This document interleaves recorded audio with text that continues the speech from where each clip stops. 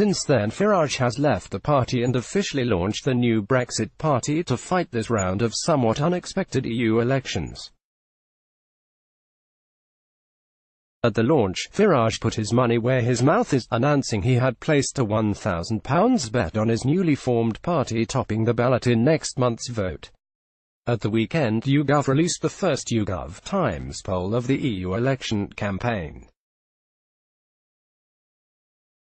Farage's party currently finds itself in third place on 15%, within the margin of error of the Conservatives on 16%, but currently away behind Labour, who are on 24%. However, there are many reasons to believe they will make up that ground over the coming weeks, and Farage's gamble looks like a fairly smart bet. The polling shows that a significant chunk of voters who backed the Conservatives in 2017 are dissatisfied with the direction the party is heading on Brexit. Just 11% think the government is handling Brexit well, compared with 84% who think they're handling it badly. Additionally, many more voters who backed the Conservatives at the last election think that leaving the EU without a deal, which the Brexit party is advocating, would be a good outcome than think Theresa May's deal would be a good outcome. It's 48% for the former versus 21% for the latter. This is part of what is driving the drop-off in support for the Conservatives, with just a quarter, 25%, of those who backed the party in 2017, and just 12% of Leave voters, currently saying they will vote Conservative in the EU elections. The difficulty for Farage is that these voters aren't yet moving en masse to his new outfit, but are fairly evenly dividing between the Brexit party, UKIP and undecided.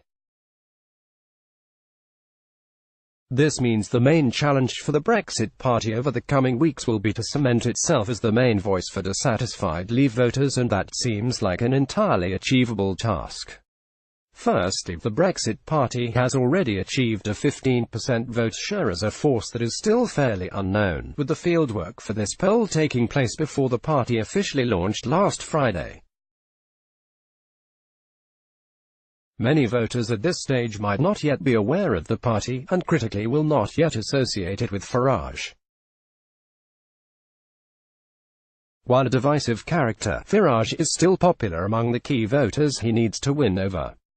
The majority, 56%, of Leave voters who backed the Conservatives at the last election still say they have a positive opinion of him.